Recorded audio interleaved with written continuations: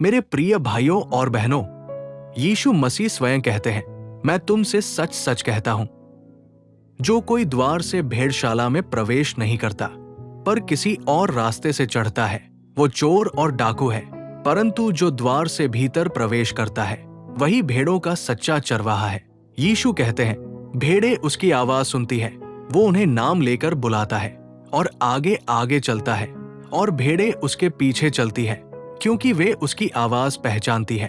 परंतु वे पराये के पीछे नहीं जाती, क्योंकि वे परायों की आवाज नहीं पहचानती। थोड़ा रुकाव, फिर यीशु स्पष्ट कहते हैं, भेड़ों का द्वार मैं हूं।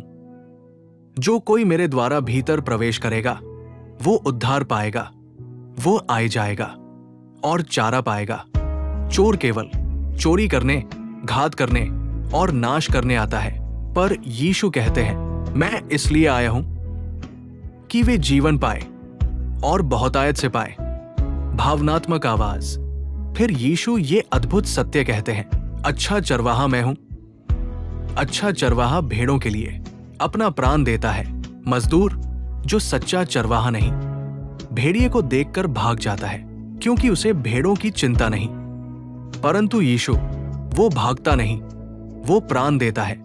यीशु कहते हैं, जिस प्रकार पिता मुझे जानता है और मैं पिता को जानता हूं, उसी प्रकार मैं अपनी भेड़ों को जानता हूं, और मेरी भेड़ें मुझे जानती है, और मेरी और भी भेड़ें हैं जो इस भेड़शाला की नहीं। मुझे उन्हें भी लाना है, तब होगा एक ही झुंड और एक ही चरवाहा। धीमी, विश्वास से भरी आवाज। यीशु कहते हैं, कोई मेरा प्राण मुझसे छीनता नहीं, मैं उसे आप ही देता हूं।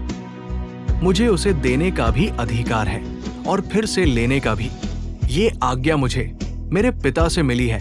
अंत में मेरे प्रियजनों, यीशु ही द्वार है, यीशु ही अच्छा चरवाहा है, और उसकी आवाज पहचानना ही सच्चे विश्वासियों की पहचान है। आज प्रश्न ये है, क्या हम उसकी आवाज पहचानते हैं या परायों के पीछे चल रहे हैं? आमीन।